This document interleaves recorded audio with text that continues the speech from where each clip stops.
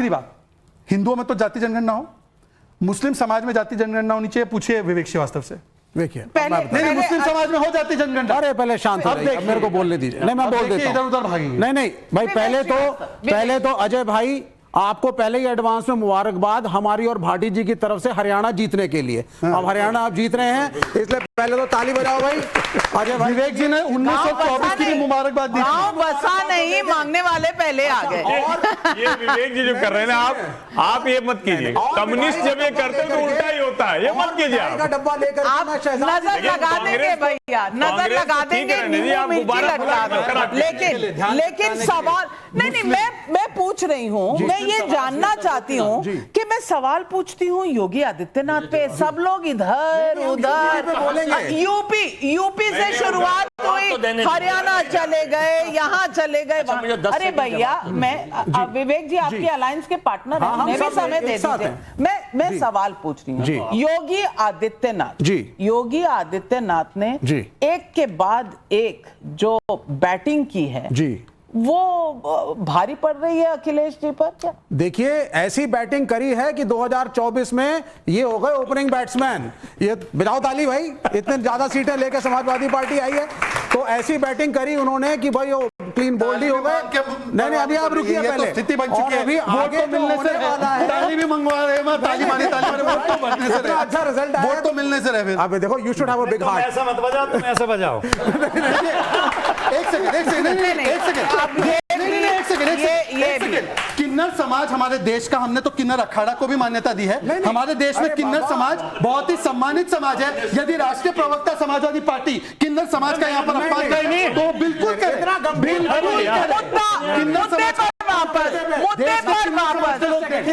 मुद्दे पर वापस मैं पूछ रही हूँ, आज अखिलेश यादव को 2027 की पहले जल्दी हो गई। 10 सीटों पर बाई इलेक्शन है, 10 सीटों में इतना पसीना क्यों? देखिए मैडम, सबसे पहली चीज है जो डिबेट का विषय था, बुलडोजर के ऊपर सुप्रीम कोर्ट से तगड़ी फटकार लगी है। 17 सितंबर को गाइडलाइन आ जाएंगे। सुप्रीम कोर्ट ने 2 चीजें कही हैं, पहले सुन लीजिए बुलडोजर बाबा के बारे में। पहली चीज, अगर इलीगल आपने कुछ बनाया है उसके ऊपर तोड़ रही है कोई भी सरकार, कोर्ट कह रहा है सही है, आप जरूर तोड़िए साहब इलीगल। लेकिन जहांगीरपुरी के अंदर जब यहां हनुमान जयंती के दिन दंगे हो रहे थे और मस्जिद को घेर लिया था और डीजे बजा रहे थे, तो अचानक एमसीडी के बुलडोजर प्रकट हो गए और तोड़ने लगे साहब माइनॉरिटी कम्युनिटी की दुकानें। किसकी दुकानें तोड़ रहे थे?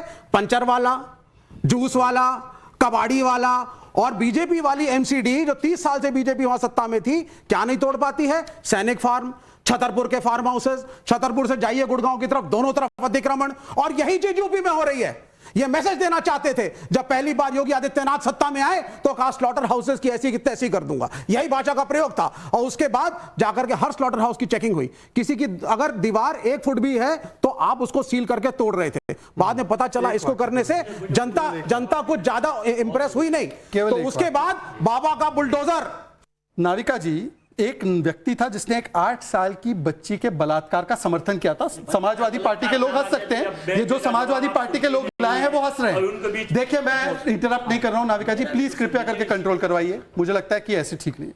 8 साल की बच्ची का बलात्कार करने वाला व्यक्ति, उसके समर्थन में उतरने वाले मंत्री को हमने तो भाजपा से हटा दिया, उस व्यक्ति को प्रियंका वाड्रा ने न केवल टिकट दिया, वो चुनाव लड़ा, बल्कि वो स्टार प्रचारक बना है कांग्रेस पार्टी का। उस पर एक जवाब नहीं देंगे, और वो बच्ची मुस्लिम समाज से थी। मोहित खान पर एक जवाब नहीं देंगे। आरक्षण खत्म कर देंगे एनसी और कांग्रेस पार्टी जम्मू कश्मीर, उस पर एक जवाब नहीं देंगे। मुस्लिम जातियों में, मुस्लिम समाज में कास्ट, मैं मेरी बात तो हो जाने दीजिए, मेरी बात हो जाने दीजिए। ऐसे नहीं हो सकता, नहीं पर अनएंडिंग भी नहीं हो सकता। आप अपनी बात, आप कितना इंटरप्ट, आप 10 सेकंड में बात करें। मुस्लिम समाज में जाति जनगणना हो, इसका जवाब नहीं। और आखिरी बात मैं पूछना चाहता हूं, आखिरी बात पूछना चाहता हूं। देखिए, अब मैं सिर्फ एक सवाल ये पूछना चाहता हूं कि अभी जो देखिए, जो इन्होंने बार बार गलत पन्ना खुला हुआ है, पन्ना पलट लो, भूल गए। देखिए नाविका जी,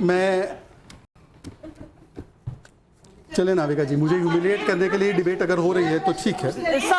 सवाल जी, मुझे अपनी बात पूरी करने का अधिकार अगर महिलाओं की बात हो रही है, उसी पे बात कर। नाविका जी, मेरी बात जो है बार-बार महिलाओं की बात, नॉट फेयर। मैं seriously Radhika ji, I will complete what I हमें have भी to दे say. दीजिए This is position not के right. नाते। I don't interrupt anybody. मैं किसी को आप interrupt 10 नहीं सेकंड में करता। अपनी बात खत्म करिए, फिर मैं इधर से सवाल लेती हूँ। नाविका जी देखिए, मैं लगातार पूछ रहा हूं सवाल कि मुस्लिम समाज में जातिगत जनगणना होनी चाहिए। इसका स्पेसिफिक जवाब वो देंगे नहीं देंगे। और इन्होंने बोला संवैधानिक पद पर एक व्यक्ति ने, जो योगी आदित्यनाथ जी ने सांप्रदायिक बात की। कल जो हमने देखा है विधानसभा में, अनिरुद्ध सिंह है कांग्रेस पार्टी के, वो कहते हैं कि मस्जिद अवैध है और उधर लव जिहाद हो रहा है हिमाचल में। अब मैं विवेक जी से पूछना चाहता हूं, कांग्रेस के मंत्री को सैक करना चाहिए क्या? वो असंवैधानिक बोल रहे थे या सही बोल रहे थे? ठीक है, पहले वो बोल दे, फिर आपके मैं पास। बोल देता हूं अजय भाई आपकी तरफ से।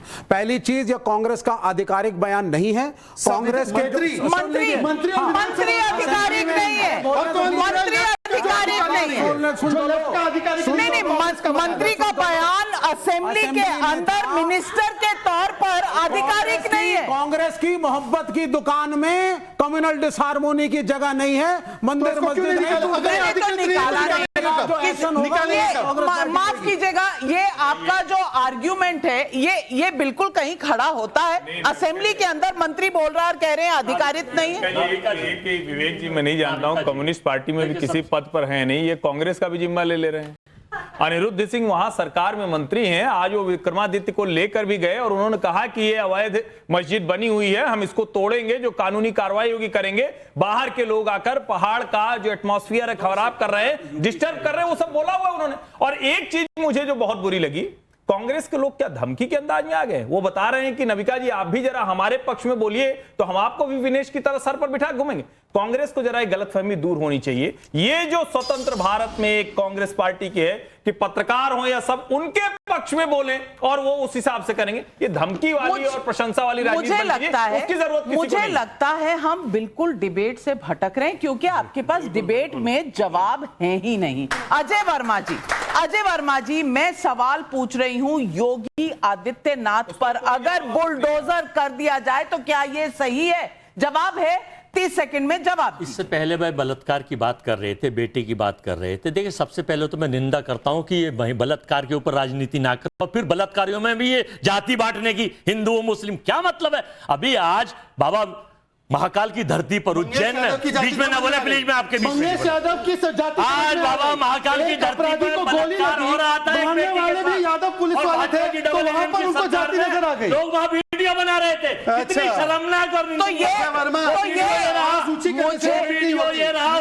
नगरी पर दूषित, उससे पहले बाबा विश्वनाथ की नगरी को दूषित किया भाजपा पार्टी सेल के तीन बाबा विश्वनाथ बनारस की नगरी को दूषित करा, मक्का मदीना के बारे में बोल सकते हैं, मक्का मदीना के बारे में बोल सकते हैं। मैं आज शहजाद नहीं बोले, उन पर बुलडोजर नहीं चला। अब मैं बाबा के बुलडोजर की बात कर रहा हूँ। राजेंद्र पाल गौतम को लिया मंदिर में बलात्कार होते हैं, उस पर एक जवाब मैं आज यहाँ इतनी नहीं, अजय वर्मा जी, अगर आपको लगता है आप ऊंचा बोल सकते हैं, मैं आपसे बहुत ऊंचा बोल सकती हूँ, मुझे माइक की भी जरूरत नहीं है। और मैं आज यहाँ बैठी महिलाओं से पूछना चाहती हूँ, इस देश में बलात्कार पर न्याय होता है या राजनीति? सिंपल सा सब। राजनीति हो रही है। कौन कर रहा है? कौन करता है ये भी बता दीजिए। क्या एक पार्टी करती है या सब? लीडर करते हैं, सभी राजनेता सब